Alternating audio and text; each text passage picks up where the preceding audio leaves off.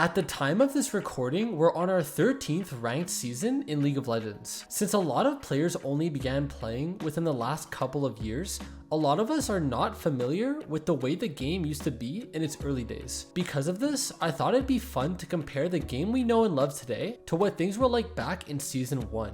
In order to do this properly though, I needed to dig really deep. The earliest information I was able to find regarding League's first ranked season was from April 26th, 2010. This was 5 months after the game's official release, and it looks like it too.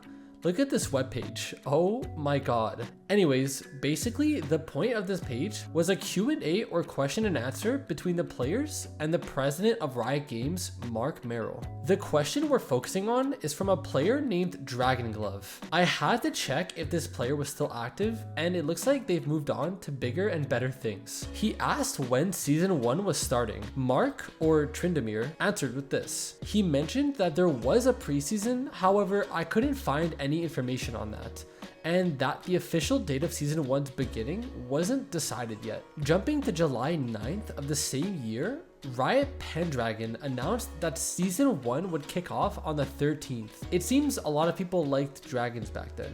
And also, it's kind of crazy to think that Riot released such an important announcement only 4 days in advance. By clicking the Epic New Features link, you would be shown all of the new additions. There were new competitive game modes, which apparently you could only play once you were level 20.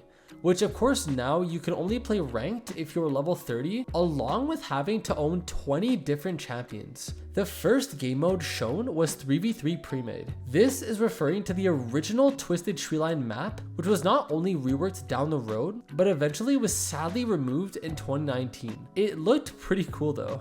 I missed 3v3 a lot. The second one was 5v5 pre-made.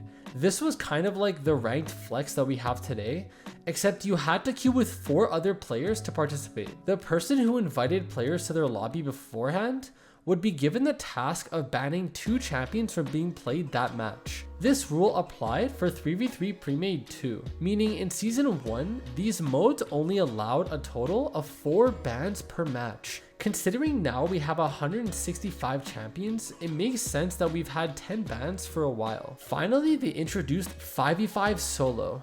This is pretty much the main ranked game mode we have today, although it seems duo queuing was not a thing yet. However, the way the ranked ladder worked was very different than it is today. As we speak, we have ranks that correspond to our skill in the game, assuming you play a lot, being Iron all the way up to Challenger. And between each division, we have the LP that the system uses to track our wins and losses. Back in the first ranked season though, the only tool to measure how good you were was ELO. Yes, we have ELO today, however, it's more of an invisible stat. In Season 1, your ELO was displayed publicly on your profile. It'd go up or down based on wins and losses, just like your LP. Then, at the end of the season, if your ELO was high enough, you'd receive a ranked medal, which were what our ranks nowadays originated from. There was Bronze, which was the top 25%, Silver, which was top 10%, Gold, which was top 3%, and Platinum, which was the top 0.2%.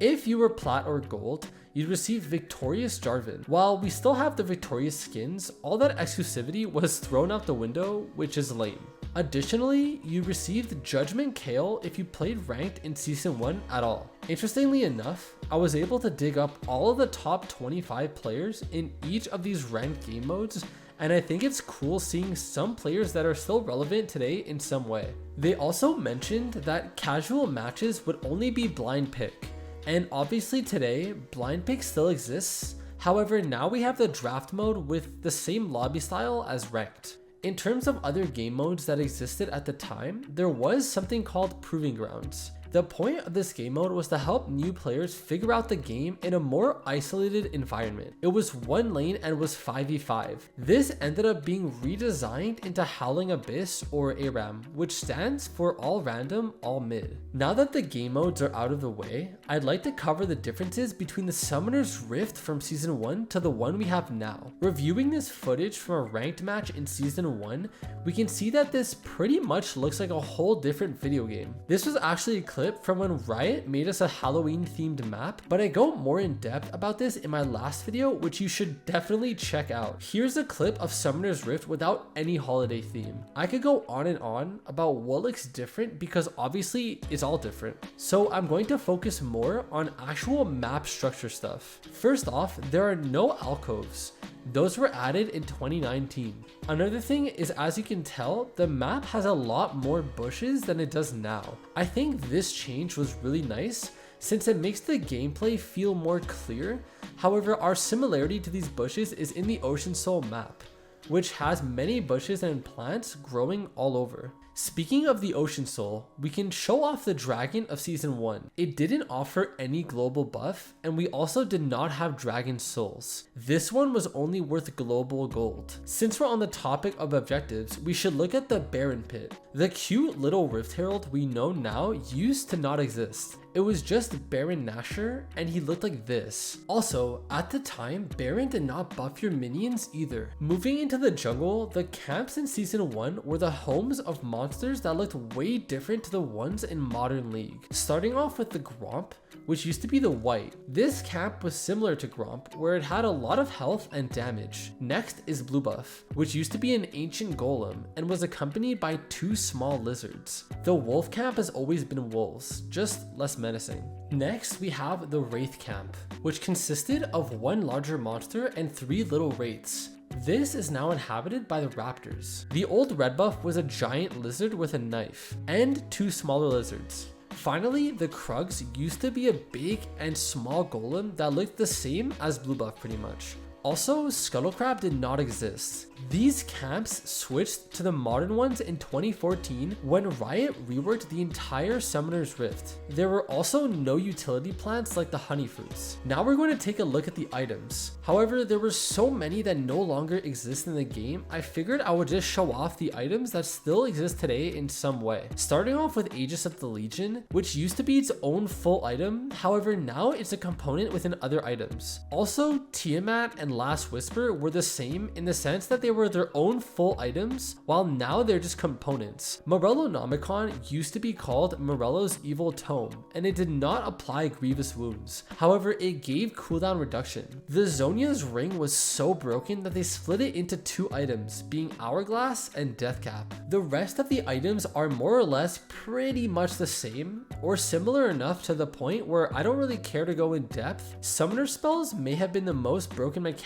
in Season 1. Many of us know about Chilling Smite or Challenging Smite because they were removed recently, but I'll list all of the ones that were removed from the game long ago. Let's start with the one called Observer, which is 100% the most vile thing they ever added to this game. Basically, if you use this spell, you would have all Fog of War disappear and full vision of the map granted to only you, and your champion would vanish, becoming untargetable. This spell was only used to spectate professional matches, and now of course we have spectate mode. Then there was Revive, which brought you back to life from your death no matter what the timer was. You were also granted Home Guards, however it was removed in 2014 since the only people using it were griefers who wanted to run it down as efficiently as possible. On the other end of the spectrum though, there was Stifle, and it silenced any targeted enemy for 3 seconds, while also removing any buffs that the enemy had in the moment. This was removed because it was too broken, which is a common trend with these old spells. Surge was a self-empowering spell that granted the user an insane AP boost along with 35% bonus attack speed. So it was not only a tool used for higher ability damage, but also for shredding turrets if you were playing a mage. This is Fortify. This spell was so gross that it was removed before the 2nd season of League even began. It automatically made all of your allied turrets on the map invulnerable and gave them a 100% attack speed boost for 7 whole seconds. Bro, what? Rally was a spell that you'd plant on the ground. acting as a ward giving vision while also boosting your surrounding team's attack damage. You could also use it to draw turret aggro. Nearing the end, Promote was to be used on cannon minions. It would give them huge stat buffs and make them invulnerable to turret shots. It was quickly removed, however the item Banner of Command did exactly this but a bit less broken. However, that was also taken out of the game. Finally, the last spell that was removed but existed in Season 1 was Clairvoyance. It would offer complete vision of any area you used it on for 5 seconds, probably the weakest out of all of them. The runes and masteries in Modern League are together on the same page. However, back in Season 1, they used to be separate. First of all, the runes looked like this, and they costed IP. IP was what we refer to today as Blue Essence, so it was in-game points you could stack by playing. The annoying part about this was you genuinely had a disadvantage to higher level players because back then runes were basically just extra stats, and they costed so much, along with having to balance those with buying champions. Nowadays, people are given runes immediately, so there's never really an advantage to a player who's higher level than a player who's not. Masteries were separated in 3 different pages: offense, defense, and utility. You could only select a few from each page, so you had to carefully choose. Since I showed you this video of the runes, I bet you also saw what the client looked like, so we can look into that more. As you can see, it looked very 2010 tier. A key difference was the clarity, obviously, as well as you used to be able to minimize your friends list instead of constantly having it open on the right side. Since the World Championships of 2023 are underway as we speak, I thought it'd be fitting and interesting to show a bit of the first ever World Championships. Back then, League was not filling out stadiums like it does now. Since it wasn't that big, Riot had to pay back off of other coexisting events to host its first official Season 1 World Tournament. This happened at DreamHack 2011, which was basically a large LAN party. It took place in Sweden, and Riot flew out the 8 best teams in the world to fight for a $100,000 prize. Let me rephrase that. The average salary of an LCS player today is $350,000 a year. This means that the total grand prize in Season 1 was 3.5 times less than what a single player today can cost, with a player like Jensen being acquired for a 3-year extension of his contract and a salary of $4 million. While the prize pool for the winners of the World Championships today ranges in the millions. From 2009 to 2023, League of Legends has never stopped growing. Personally, I'm glad that the game my friend showed me when I was 13 ended up scaling like this, and it's the reason I'm making content today. Thank you so much for watching my video. If you have any thoughts about all of the information I gathered, let me know in the comments. Please leave a like and subscribe. See ya!